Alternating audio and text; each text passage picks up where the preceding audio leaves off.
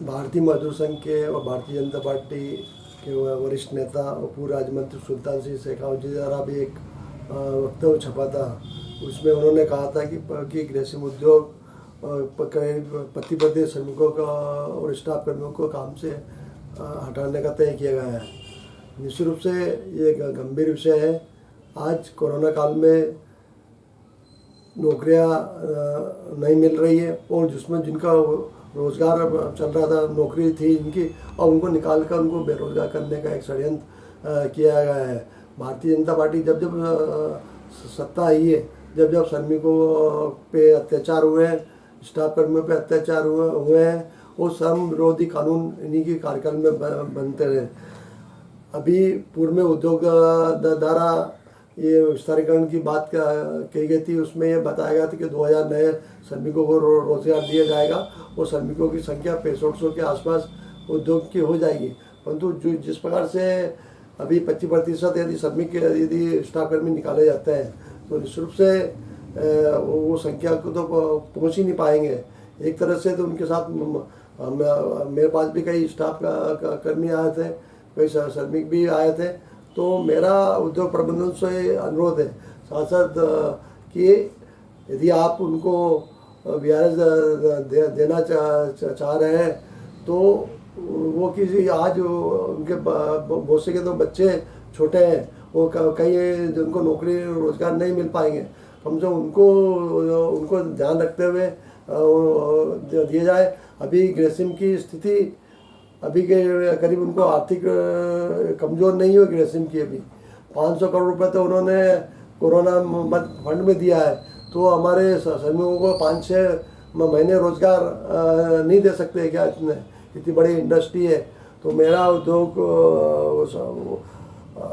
यहाँ के सभी ट्रेड यूनियन नेताओं से भी अनुरोध है कि जो स्थायी श्रमिक है उनसे ठेकेदार श्रमिकों का काम लिया जा रहा है, और जो मुझे जानकारी मिली उसमें करीब 19 लाख रुपये प्रतिदिन ठेकेदार मजदूरों के लाभ का प्रॉफिट हो रहा है।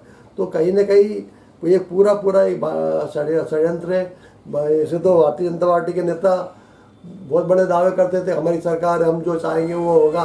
तो सही में आपकी सरकार है, आप जो चाह रहे हो कि यहाँ के श्रमिकों का VRS हो, मजदूर का VRS हो और मजदूरों पर अत्याचार हो, ये सब आपके कार्यकाल में हो रहा है। मेरा सभी ट्रेड यूनियन से भी अनुरोध है कि मजदूरों, आप ट्रेड यूनियन इसलिए है कि आप मजदूर आपके सदस्य हैं। यदि उन पर अत्याचार होंगे, आप लोग चुपचाप देखोगे तो निश्चित रूप से मजदूर आपको कभी माफ नहीं करेगा। आप भी उनके श्रमिक के हित में आवाज़ बुलंद कीजिए। हम सब लोग आपके साथ में हैं।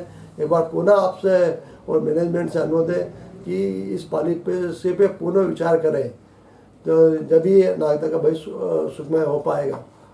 25% से चर्चा हुई क्या जाएगी? उनका तो ये बोला कहाँ तक सही है?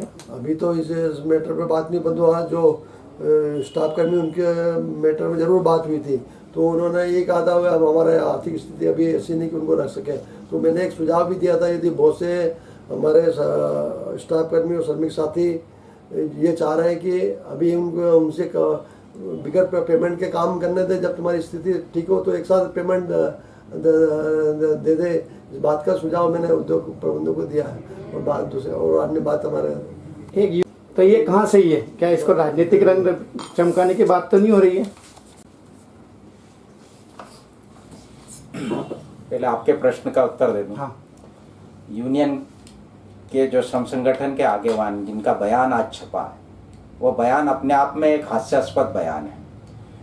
समझौता जो ग्रेसिम उद्योग प्रबंधन और श्रम संगठनों के मध्य संपन्न हुआ, उसमें यह स्पष्ट उल्लेख है कि श्रमिकों के पद खत्म किए जाएंगे, समाप्त किए जाएंगे, इसका उल्लेख है। और उसी के तहत यह सारा काम किया जा रहा है, एक सुनियोजित षड्यंत्र। ग्रेसिम उद्योग या प्रबंधन जब उनको स्थिति उनके अनुकूल रखती है कि हाँ अब हमारे पूरे शासन से लेकर सब हमारे हित के लोग हैं, हमारे साथ के लोग हैं, हमारी मानसिकता के लोग बैठ गए हैं, तो वो उनकी जो नीतियां हैं, श्रमिक विरोधी नीतियां या कर्मचारी विरोधी नीतियों को अंजाम देती है। श्रमिक नेता अगर ये कह रहे हैं कि ऐसा कोई समझौता नहीं हुआ, तो क्या श्रमिक नेता ये कह सकते हैं कि आज के बाद कोई भी श्रमिकों को नहीं निकाला जाएगा? क्या इस बात की गारंटी दे सकते हैं? ये पूछें आप उनसे कि आप ये कह रहे हो कि इस बात का कोई समझौता नहीं है, तो फिर बाले बाले आपको संज्ञान में लाकर श्रमिकों को क्यों निकाल दिया गया? 5 साल जो समझौता होता है उसमें हमेशा ट्रेड यूनियन का ही हस्तक्षेप रहता है, ना कि प्रशासन का रहता है। लेकिन आज ठेका श्रमिक वहाँ कार्य नहीं कर रहे हैं, कई ठेका श्रमिक घर पे हैं। इसको लेकर भी प्रशासन को ठेका श्रमिक ज्ञापन दे रहे हैं। क्या ट्रेड यूनियन इसको लेकर आगे नहीं आई? ठेका श्रमिक अगर काम पे नहीं बुलाए जा रहे हैं तो उसमें ट्रेड यूनियन की मौन सहमति है। उद्योग प्रबंधन को, जैसा विधायक जी ने बताया कि उद्योग प्रबंधन को एक प्रतिदिन 19 लाख रुपए का फायदा हो रहा है ठेका श्रमिकों के कार्य पर नहीं रखे जाने के कारण, और स्थायी श्रमिकों से ठेका श्रमिकों का कार्य कराया जा रहा है। ये श्रम संगठनों के नेताओं को भी मालूम है, सबको मालूम है। लेकिन जब कोई आवाज उठती है, जब श्रम संगठन प्रबंधन का हथियार बनके, प्रबंधन के प्रवक्ता बनकर सामने आते हैं और श्रम संगठन प्रबंधन का बचाव करते हैं, श्रमिकों का बचाव नहीं करते।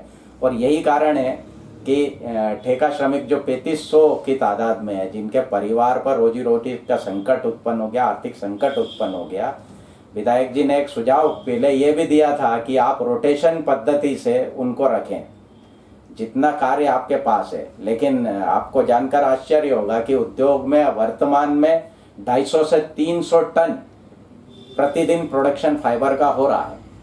इस मान से वो आसानी से श्रमिकों को काम दे सकते हैं, लेकिन 19 लाख पर जो प्रतिदिन उनको फायदा हो रहा, उस पर ज़्यादा नज़र उद्योग प्रबंधन की।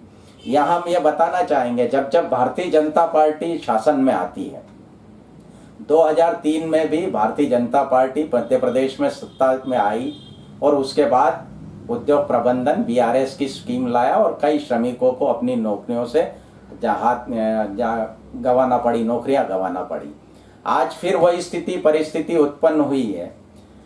कोरोना काल में यूं तो भारतीय जनता पार्टी के नेता बड़े बड़े भाषण विभिन्न मंचों से देते, नरेंद्र मोदी जी से लेकर शिवराज सिंह जी और यहाँ पर जितने भी नेता हैं, और खूब दम भरते हैं कि हमारी सरकार है, हमारी सरकार है। तो आपकी सरकार में मजदूरों के साथ में बेरोजगारी करने, बेरोजगार मजदूरों को बेरोजगार करने का षड्यंत्र उद्योग प्रबंधन रच रहा, और आप जितने सत्ताधीश मठाधीश हो, जितने नेता हो, मुंह में दही जमाकर मौन साधे हुए बैठे हो।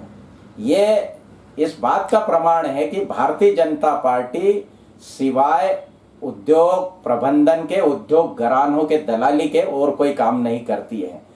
ये आपको ये 15 माह का कमलनाथ जी का शासनकाल के समय जब समझौता संपन्न हुआ था और ठेका श्रमिकों ने आंदोलन करा था, तब कांग्रेस की सत्ता थी और सत्ता में होने का हमारा नैतिक दायित्व बनता था। विधायक जी ने हमको बोला कि आप जाओ और ठेका श्रमिकों की जो समस्या है, ठेका श्रमिकों के साथ अहित नहीं होना चाहिए।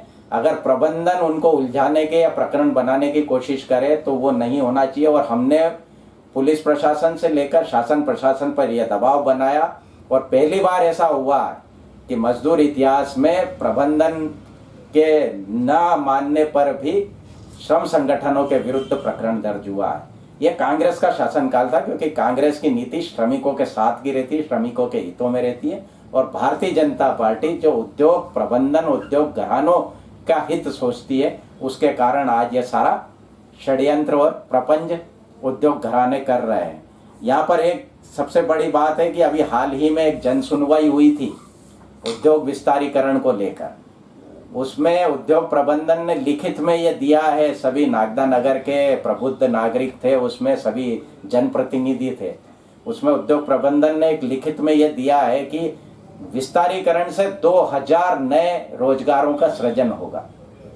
आप एक और तो यहाँ पर लोगों को हटा रहे हो, स्टाफ कर्मियों को हटा रहे हो, वर्करों को हटा रहे हो, और उधर 2000 नए रोजगार के सृजन की बात कर रहे हो। तो ये दोहरी बात हो गई है, दोहरे मापदंड वाली बात हो गई है। साथ ही ये कहा था कि इससे उद्योग की जो क्षमता है, स्ट्रेंथ है श्रमिकों की और स्टाफ कर्मियों की, वो बढ़कर 6500 हो जाएगी। आज आप 25% कटौती करने के बाद में क्या भरोसा आपकी वो 2000 विस्तारीकरण के नए रोजगार के सृजन होंगे कि नहीं होंगे? ये बहुत बड़ा प्रश्न चिन्ह है। और कुल मिला के ये है कि भारतीय जनता पार्टी के शासनकाल में उद्योग प्रबंधन किसी भी तरह से अपनी बात मनवा सकता है, ये सिद्ध करता है, ये स्पष्ट इस बात के प्रमाण।